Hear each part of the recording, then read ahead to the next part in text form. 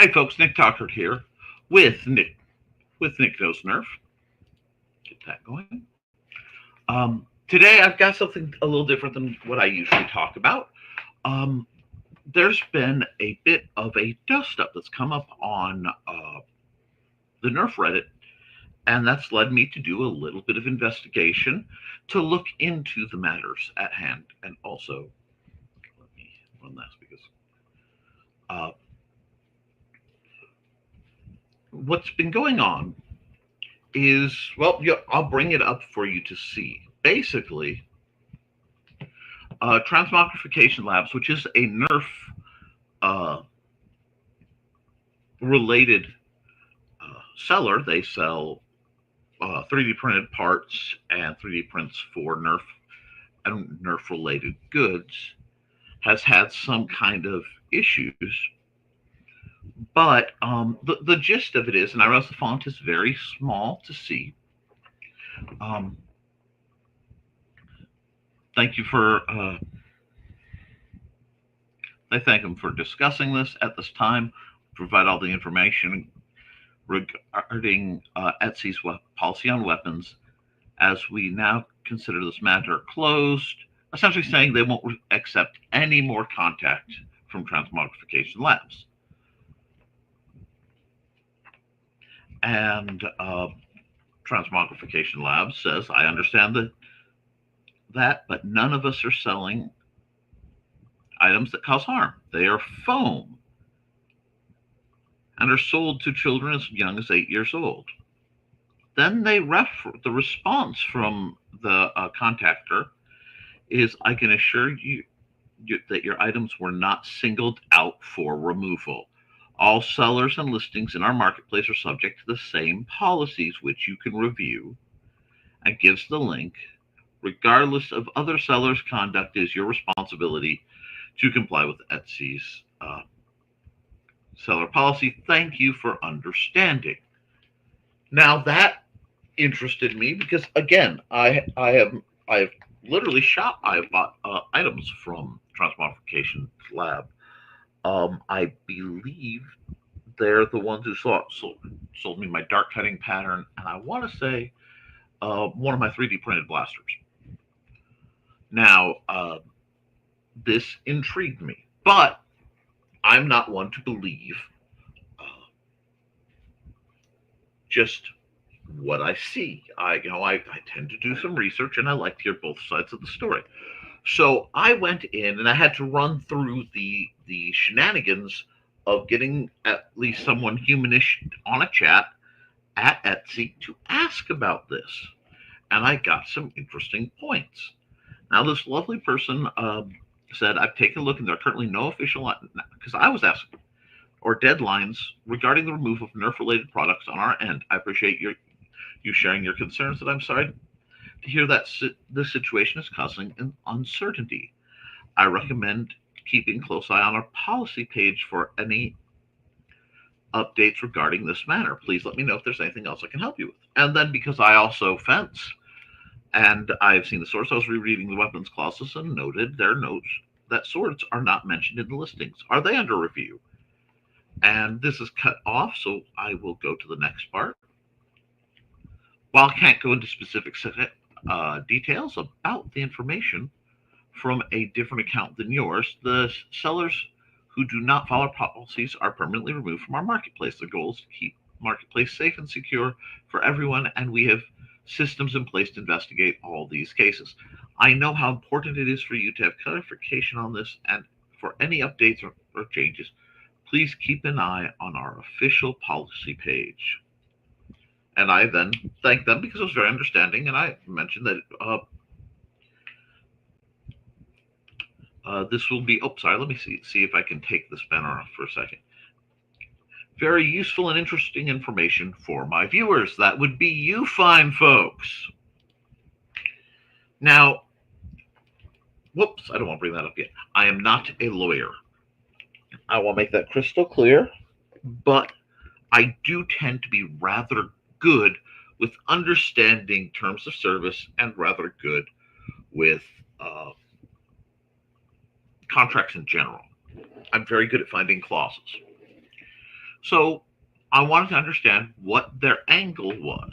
Now, again, the original source was a clipped comment, so I had to do a little, like I said, I have to do my due diligence when I'm talking about things. And so what I did is I wanted to see what clauses they could have cited, and came up with this. All right, this is the Etsy firearms policy. Etsy prohibits the sales of the following, including 3D printed versions: guns and firearms, including individual parts, guns, firearms, accessories, which may modify a firearm to make one easier or more effective, including but not limited to. Now pay attention as we get into this. Silencers or suppressors, scopes and sights, grips, foregrips, and skins, magazine speed loaders, bump stocks, auto sears, Picatinny rails and accessories, assault weapon vice blocks, cannons, uh, live, blank, inert, unmodified ammunition, including cases, shells, hulls, silencers, and suppressors. Yet again, digital files that can be used uh, to create firearms or firearm parts. Okay, now we're getting a lot under there. Um, Let me check the next one, and then imitation firearms.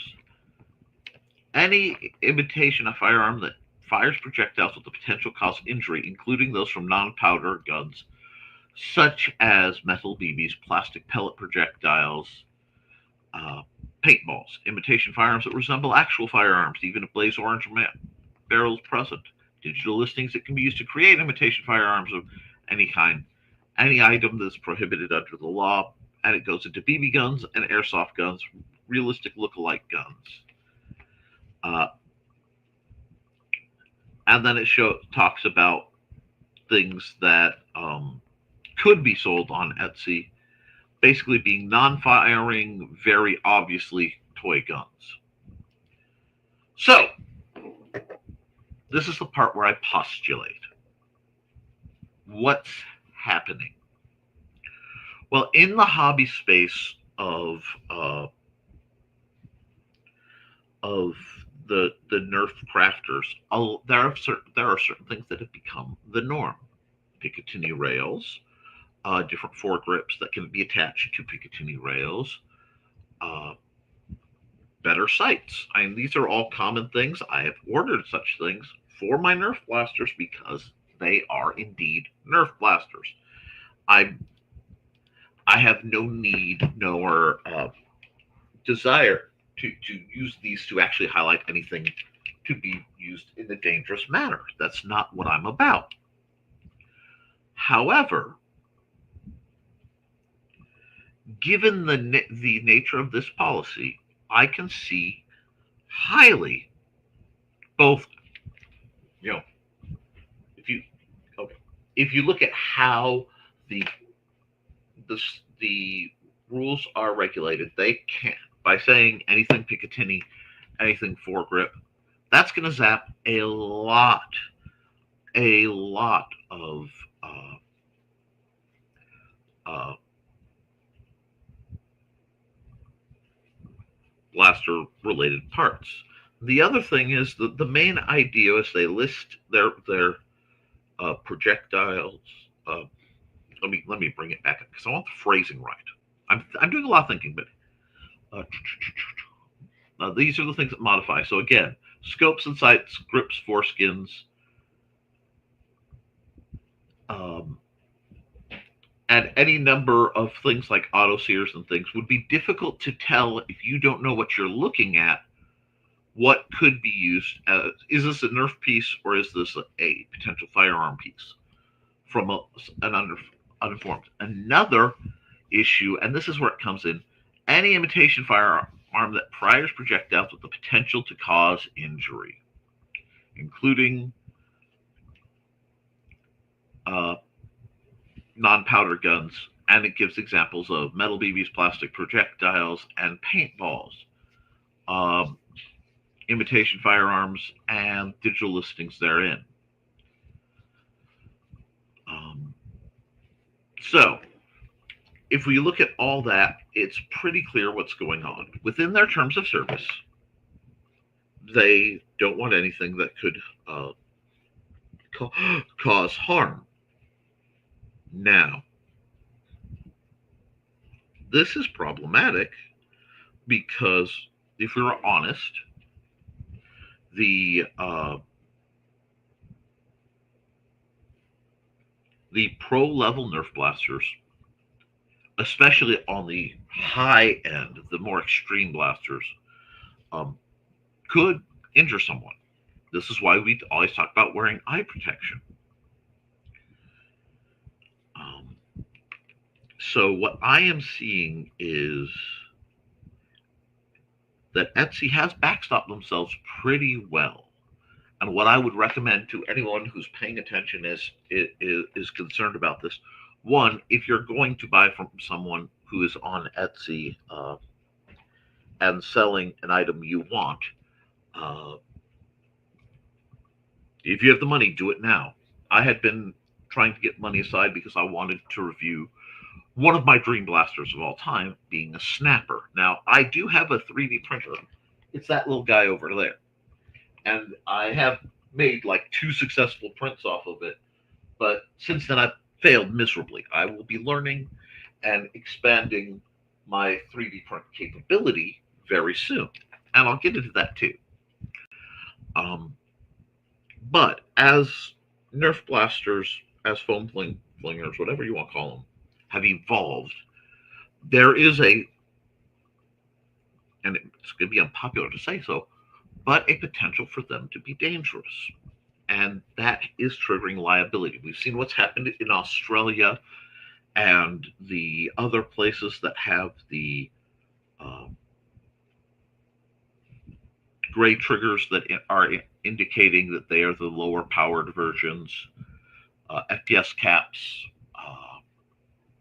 noise caps on flywheelers, and even some springers are actually loud enough to trigger these laws.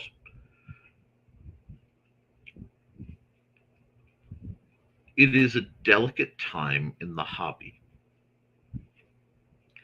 Now, I know several people were doing different movements to get uh, a marketplace or several marketplaces where 3D blasters can be bought and related items.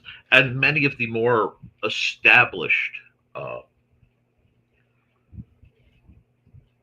names, like Xbox games and such, I've reached out to a few of them, and they've already backstopped to their own site, but there won't be, at least for a long time, a single dedicated hub for buying 3D printed blasters. Ironically, you almost never see them on eBay either. And I look.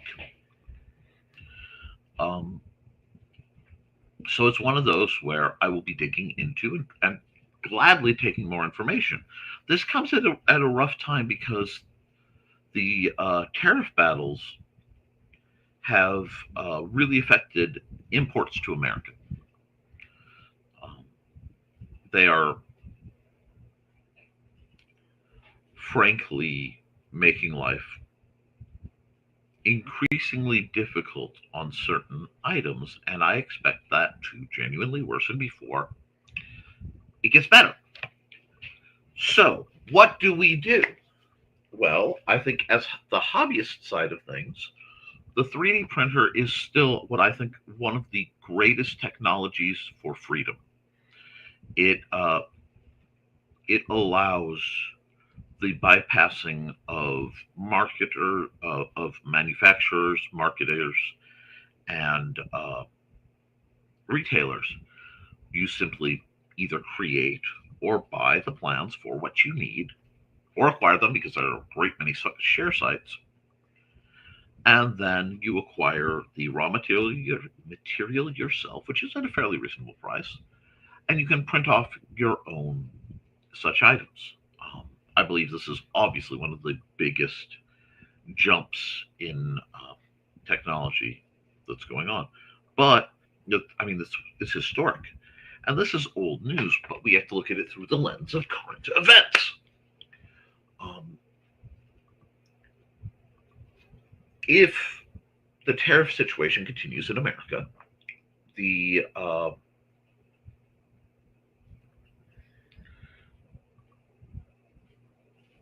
homegrown blasters are going to be possibly our only and possibly a superior option. Something I don't necessarily have a problem with. I would love to see more American uh, toy companies come back, but that's going to take time and infrastructure, and that hurts the hobby. So, um, if you have the opportunity, I highly recommend purchasing anything you need of this variety off of uh, Etsy while it's up and contacting your favorite retailers directly. And that way you can maintain contact if slash when they are shut down. Um, Beyond that, we have an opportunity for more creativity. I think the hobby side. I've been watching the hobby side just go nuts. I love what I see. I love the creativity. I love the improvisation. I'm designing my own humble efforts at a blaster, deliberately sort of from the ground up. Not because I couldn't go and find better plans and things, but because I want to do it myself to see what I come up with. Sort of trash bash and then build from there. But with creativity, with difficulty, with restrictions comes creativity, and I think the hobby may end up stronger in the very long run. But till then, thrifting is going to be a very important part of our hobby. And I encourage folks who have the opportunity regularly to not hoard. There is going to be a potential temptation to hoard blasters. And many of us have a great many. Now, I have a great many, in my case, in part because I am a bit of a collector, but I also do so with the deliberate purpose of uh, repairing if necessary, cleaning up, and either giving to library programs blasters I consider suitable, or selling essentially refurbished blasters as part of my business model at deliberately low costs. So the cheaper I can get the blasters, the cheaper I can put things out. And I know this is the business model that would be uh, perhaps smarter as somebody who's kind of walking both sides, being someone who buys Nerf and someone who sells Nerf, is to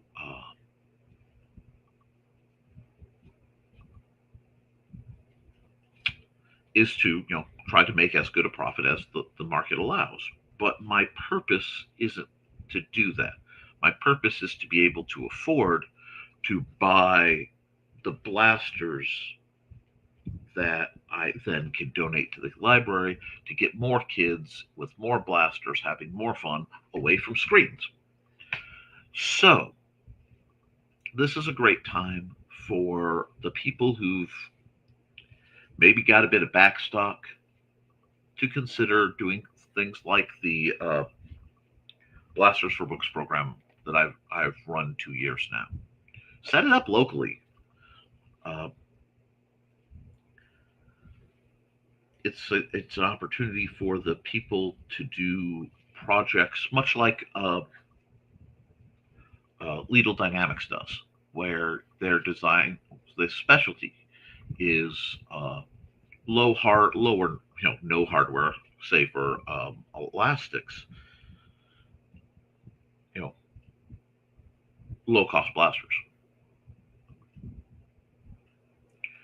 I do find it ironic because in times like this, maintaining access to ammunition may be challenging, as foam flingers, but I don't see a shortage of that too much yet. They did briefly spike in prices, but they settled back down from what I've seen at the big box stores. Though the large crate shipments that I had been getting from Amazon at a monstrous deal because you're buying in bulk uh, are harder and harder to find. So that may be a situation. And again, that's another opportunity for uh, local, local and American business to make some kind of foam extruding tube that they can cut down and glue properly a tip at, say, 36 millimeter overall length, or full length if we're going classic Nerf, or the different rival balls. There's an opportunity for American businesses to engage in that, and I encourage you all to, if we want to keep the hobby going. But it's something we have to give back to hope can keep giving back to us. So while this wasn't an exciting one, I didn't whip out some new blasters. It is something that I feel needed to be said. It needed to be discussed, and honestly needed to be reviewed. Do I think Etsy is targeting uh, the Nerf shops? I think they don't want them there anymore. And while unpleasant and inconvenient for the sellers who are currently operating through Etsy, I encourage all of them to future proof themselves as much as possible. And hopefully settle into a place where whatever site hosts it wants to make money. Because if Etsy doesn't want their cut of sales from Nerf blasters because they are concerned with liability, fine. That is certainly their right. However, that does mean they'll simply lose that measure of business and all the sales, incidentally, that pop up while you are shopping Etsy. It feels kind of like the end of an era, but it also feels like the beginning of something new. So, guys, next time I promise it will be more fun. I've got some new blasters new to me blasters I want to review and discuss. I need to talk about what the heck this thing is, for example. And we'll fling some foam. I'll make some messes, and the light will shine again, my dear friends. So, guys, keep flinging foam, keep having fun, and I will see you all next time because I love you and you should too.